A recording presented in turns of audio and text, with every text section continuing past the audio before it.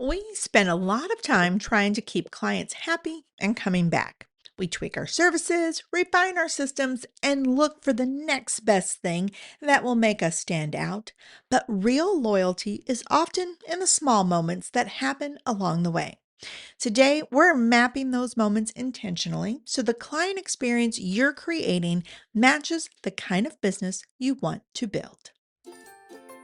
Welcome to the Solo Grind, your weekly coffee break for building a business solo with confidence and intention. Today, we're digging into the client journey and the touch points that quietly shape true customer loyalty. From the first click to the final follow up and everything in between and beyond. So, pour that cup of coffee, hop on your treadmill, and let's talk about creating a client experience people don't want to walk away from. Hello, my friends, and welcome to the Solo Grind, and Happy New Year to you if I haven't already said that to you before. I was just thinking as I was planning today's episode that I'm always encouraging those listening to this podcast to snuggle in and get cozy to listen to my episodes. And yet, I rarely sit and listen to podcasts. Mostly, I listen to them on the treadmill, on my bike, or while I'm getting myself ready for the day. So, wherever you are, I am so glad you were spending this time with me. And just in case we haven't met yet, let me introduce myself. I am Teresa Schloop, a brand strategist and web designer who loves working with small businesses, especially the solo small businesses. And I just so happen to have a snazzy new website that I am honestly really pretty proud of. If you'd like to take a look around at my new digs online, find me at caffeinecreative.io. And if you'd like to chat about your brand or your website, click the beautiful orange Book Your Coffee chat button and set up a time to share your dreams with me, and let's chat about the possibilities. All right, now that introductions are out of the way, let's talk a little bit about what is in store for us all here on the Solo Grind in the month of January. Today is all about keeping customers happy from the very first second that they find us and inspiring true customer loyalty from that moment on. Next week, I will be welcoming my very first guest of the year, Tori Chase, who is going to talk to us about systems and streamlining our processes for sanity. I learned so much from Tori, and I know you will too. After that, you get just little old me again for week 3 of the year, where we're going to be focusing on getting our house in order to create a solid foundation for success in 2026. And once we have everything in order, from our customer experiences to our systems to the things that keep our businesses working behind the scenes, it's time to really promote our services. And I have another special guest, KJ Blattenbauer of Hearsay PR Company, who is going to be sharing her PR secrets with us. Trust me, you do not want to miss that one either, because KJ has some tips that are easy and manageable for anybody looking to promote themselves. So, now that you know what to expect in the coming weeks, let's dive into today's topic: keeping our customers happy. One thing that I have learned, honestly, I don't know when I learned this. I think I learned this in my first high school job. And that is that keeping customers happy and coming back for more is so much easier than searching for new clients all the time. This is no secret, and a lot of businesses already know this, especially service based businesses. And we're constantly actively looking for ways to build and maintain customer loyalty because we know how important it is. And we do this in quite a few ways, from adding new features or bonuses to our existing services, to refining our services to be more appealing. Maybe we play around with new package ideas or spend hours developing a ladder of services so that there's this natural progression for customers to follow. Along with all of that, a lot of us will spend time and energy focusing on creating systems and fine tuning those systems so that our processes are smooth and easy for us and our clients. And all of this is fabulous, even necessary, in my opinion. But these don't necessarily create the loyalty that we're looking for. They contribute to it, absolutely. There's no doubt about that. But this alone often is not enough.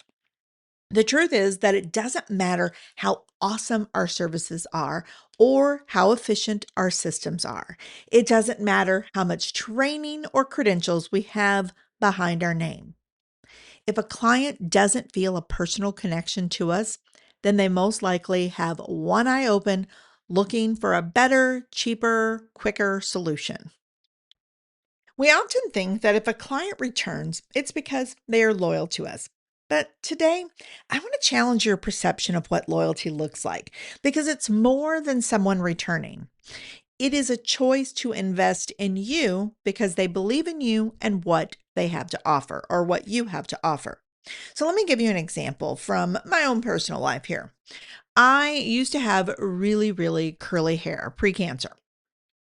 We're talking the kind of curly that can be incredibly unruly if it is not cut really well.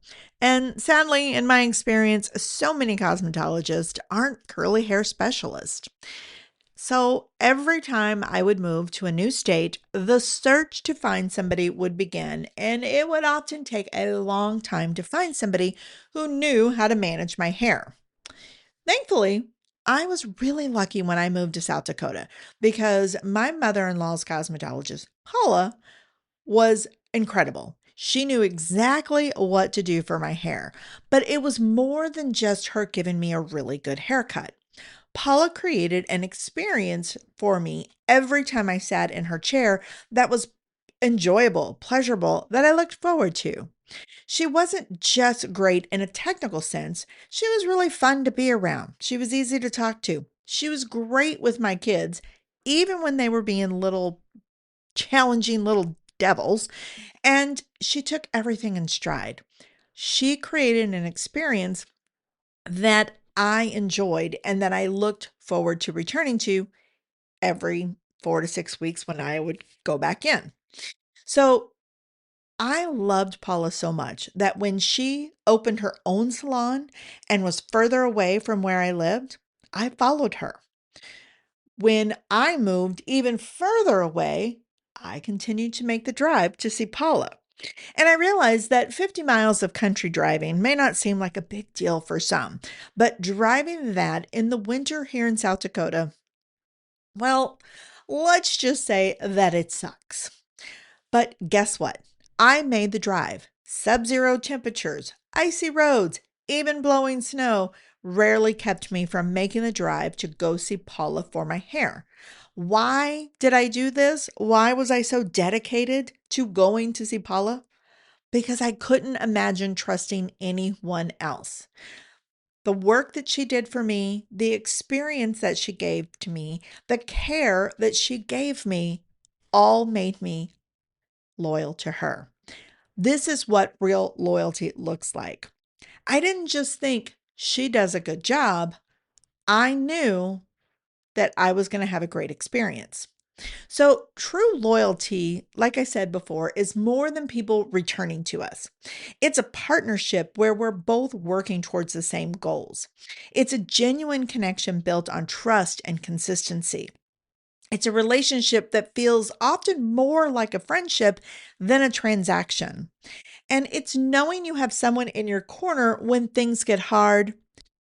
And you also have a sense that your success matters to them and their success matters to you.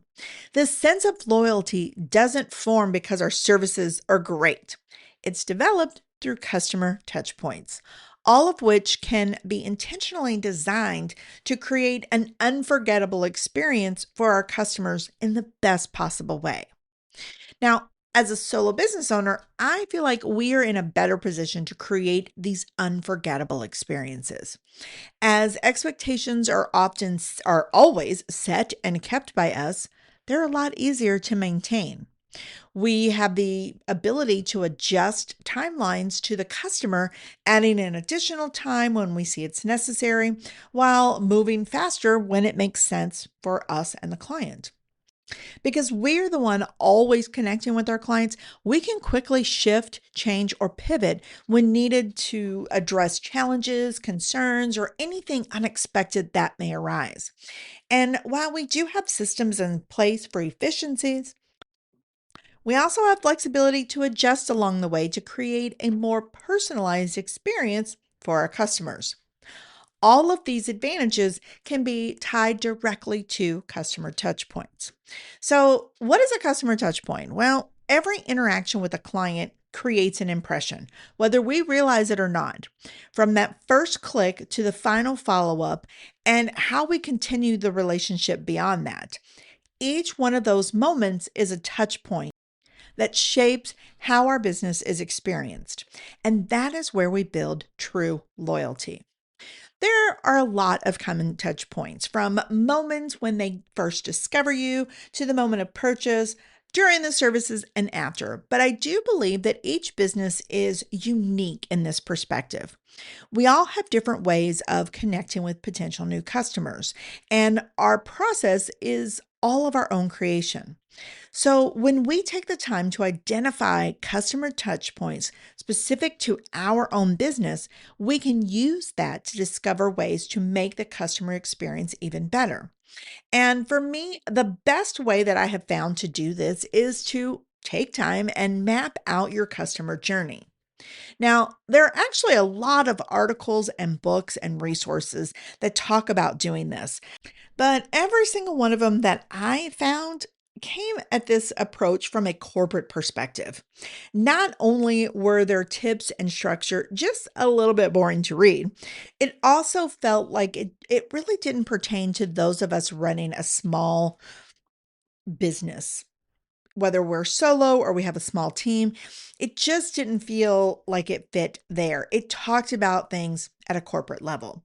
So today I thought I would approach this topic from the perspective of a solo small business owner and show you how I do things. And don't worry, I have extended show notes for this episode so that you can refer to them and take your time with doing this on your own.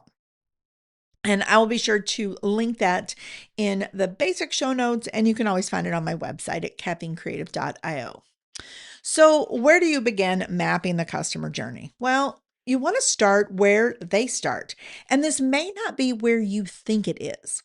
A lot of times, people think about funnels or the moment of booking or the proposal or the contract as that first touch point. But honestly, it's the moment they discover you.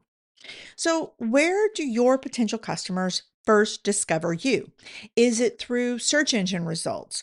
Is it a referral from another client? Is it through your social media? Maybe it's through a podcast, or you did a guest appearance for someone, or some other type of media. I want you to take a moment to think about all the ways that you have in place right now where people will find you or discover you. And I encourage you to actually map this out on a piece of paper. And what I do is just simply draw a box with two columns. And one side, I have the question, where do potential clients find me? And then next to that, I list the places. So for me, it's referrals through Google, through this podcast, and through video guest appearances that I have with Nancy Quinn and some other collaborators that I've worked with in the past. Take the time to identify what it is for you. And once you have these areas identified, take a little bit of time to review each instant individually through the eyes of your dream client avatar. And as you do that, I want you to ask yourself a couple questions. First of all, are you showing up as the expert that you are? Are you coming across as calm and confident? Is what you are sharing with them offering relief, or is it overwhelming? And does it make sense? The final question I want you to definitely address is, are the next steps clear? Because it's from this moment of interest that they are going to decide if they want to turn that interest into action or if they want to go and look elsewhere. Now, I don't want you to stress if your answers don't make you look perfect. Nobody is perfect. This list is simply about finding opportunities to improve what you are already doing really, really well. So, what are those opportunities? As I was preparing for this episode, I did my own review because I just launched a new website and I want to make sure that I'm showing up in the best possible way. And I got to tell you, my Google business profile was all kinds of messed up and needed to be updated. So, again, nobody's perfect. Don't stress it. Just look for the opportunities to make improvements. And then I would start with any tweaks that you can make very quickly so that you can stand out in a way that you want to. That doesn't mean you can't make more in depth tweaks, but for this one, I wouldn't worry about making any changes right away until you get the simple things done first, because sometimes it's the simple things that make the most difference. All right. So once you've got that figured out, I want you to focus on that moment when interest turns into action. This is after you've gotten their attention and they like what they see. Now they are considering reaching out and connecting with you. At this point of the process, you are unaware of what's going on. You have no idea at any given moment if somebody is looking at your online world and interested in reaching out. So, you want to take the time to make sure that this process is set up really well. And again, we're going to use our map to do this. So, a new box of columns, putting in there where are those touch points where interest turns to action. On your map, identify all the places that potential clients can take action to get in touch with you. Here are a few places to consider adding to your map. So, the contact page, obviously, your contact form, a booking link, Google Business Profile, calling you on your phone, or emailing you directly. You may have some other ones. Perhaps you have social media direct messaging or something like that. Only you know what to add here, but those are some ideas to get you started. And then review each one of these individually to assess how well each one is working. So, for example, when you go to your contact page, does it feel inviting? Is the contact form easy to complete? Very long, in depth contact forms often get ignored. Keep it brief and to the point, and only ask questions that are necessary for the initial inquiry. When you submit that form, does it have a friendly, welcoming auto response? Not all forms let you do that, but if yours does, you definitely want to create that touch point and personalize it rather than using the techie lingo that's built into the system. Now, if you have a booking page, let's say you allow people to book on your calendar, is it easy to find that link to go booking? Is the booking easy to fill out? And does that send a good response that sets clear expectations? Is your Google business profile up to date? As I just said a moment ago, mine was a nightmare until I was recording this episode and I actually did a little side journey and got it up to date. Um, does your Google business profile reflect the right services and who you are today? Do you have friendly and welcoming voicemail in place? And when you answer the phone, are you friendly? Are you professional? Are you welcoming? That really does make a difference. If email is a touch point, how quickly do you respond when somebody emails you?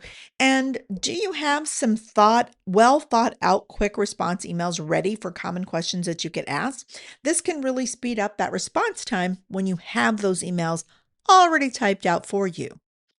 All of these, again, these are small little moments on the process, but each and every one of them has an opportunity to make a really stellar impression that inspires loyalty as the relationship builds. Now, let's say that you've gotten through all of these, they're fabulously set up, and you've got somebody ready to say yes. As soon as someone says yes, even says maybe, there's work to be done to continue building that connection. From the proposal that you send to how you respond to the acceptance of the proposal and how smoothly your onboarding process goes once they have said yes. All of these are key moments in creating a really positive client experience. Let me give you an example how this process can go awry or how it can be less than stellar for you. Let's say you do a discovery call with somebody and the conversation goes good and you promise to send a proposal, but you take days to send that proposal. Despite the delay in response, the new client says yes and they sign your proposal, and you follow it up quickly with a contract to sign and an invoice to pay. That kind of response isn't going to do a whole lot to build the kind of relationship that leads to loyalty. Now, I, believe it or not, have come across business advice where it recommends you wait 2 to 3 days before you send a proposal. And by doing so, you are showing your new client that you are very busy and that they should say yes right away because you might just be too busy to take them on. I personally think that is terrible, terrible business advice. I think it's manipulative and trickery. And that is not the kind of business that I want to do. Now, that is my personal opinion, so please do not be offended if you do take a couple days or a week to send things. I am just simply stating how it feels to me because at the end of the day, we need to feel good about what we are creating. So, let me share how I approach this instead to create that customer loyalty. I send my proposal right away with a friendly note and message. I thank them for taking time to visit with me. I look forward to an opportunity to work with them. I make sure that they know they can ask any questions if they have any because I don't want them agreeing to anything unless they know what they're agreeing to. Once they have done that, once they've accepted the proposal, then I respond and say, great, I'm excited, I'm thrilled. Here's what's coming next. You're going to get a contract and an invoice, and that's what to expect. And then I follow it through. I make a point to create expectations with every touch point to say, here's what we're going to do next. And if you have any questions, let me know. That is what's helped me build customer loyalty that has lasted years. And I am not exaggerating. I have clients that have been with me since I started this business way back in 2017. So, what does your process look like once they've said yes? If you've never done this, or if it's been a while since you've done this, I recommend going through your own onboarding process from proposal to actually beginning the work and ask yourself, is this easy? Am I communicating in a timely manner? Am I setting clear expectations? Am I overwhelming new clients with too much at once? There is a balance between communicating what needs to be done and doing so in a way that's digestible to the person receiving it. And you can discover that balance if you go through this process on your own.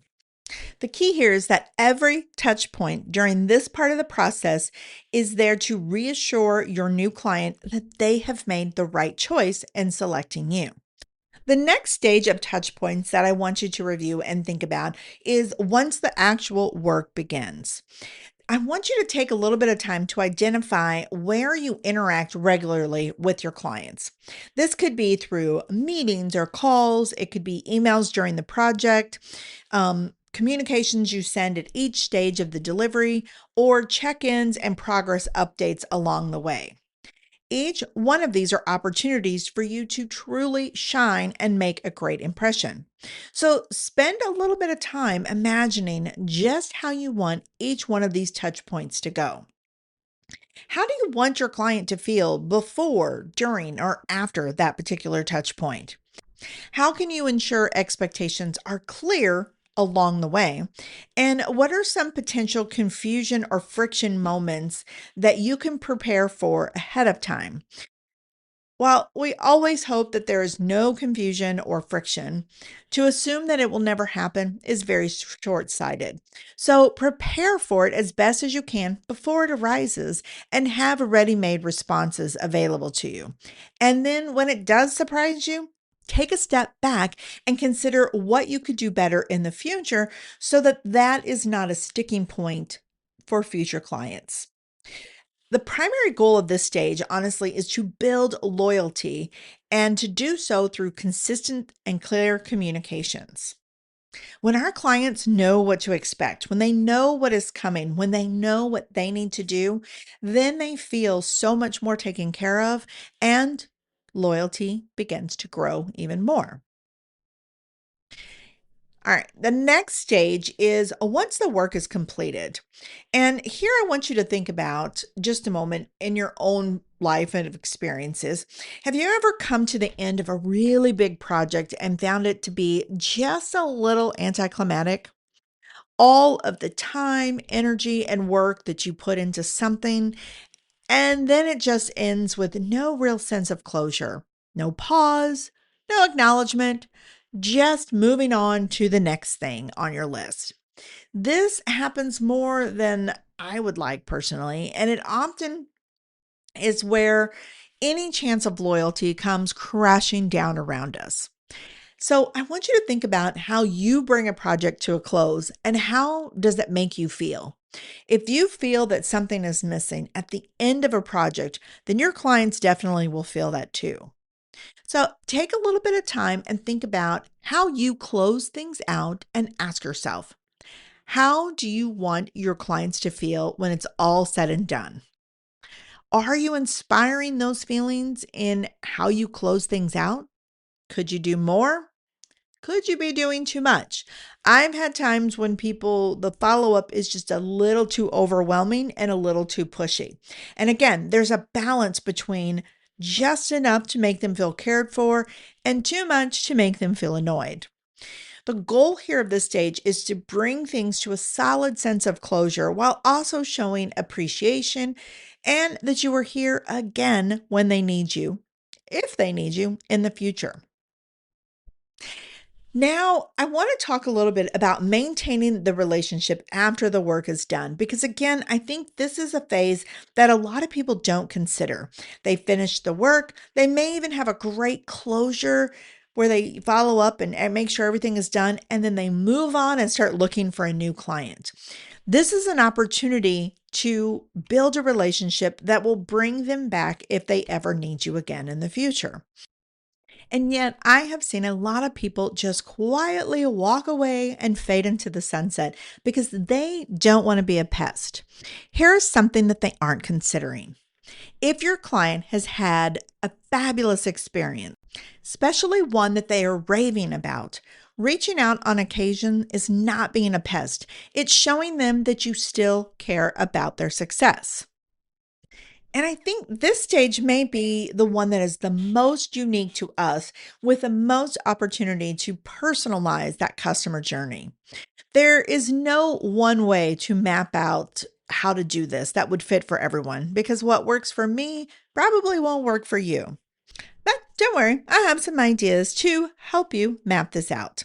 So I want you to start by thinking about how do you want to keep the relationship going. And here are a few ideas that you can consider. First of all is to simply reach out and check in to see how things are going periodically. You can determine if that's after a couple weeks or every few months or whatever you think is appropriate. But reach out. Just a personal note. How are things going? Ask them. They will appreciate that more than you realize. Another thing you could do would be to add them to your newsletter as long as you can see that it offers value to them. Don't just add people to your newsletter because you think you should. Only add them when you know that they will have value from what you have to share. Another great post relationship or post working together touch point is to send a personal thank you anytime they send referrals your way. It could be a phone call, a handwritten thank you note, or just something that shows you appreciate them.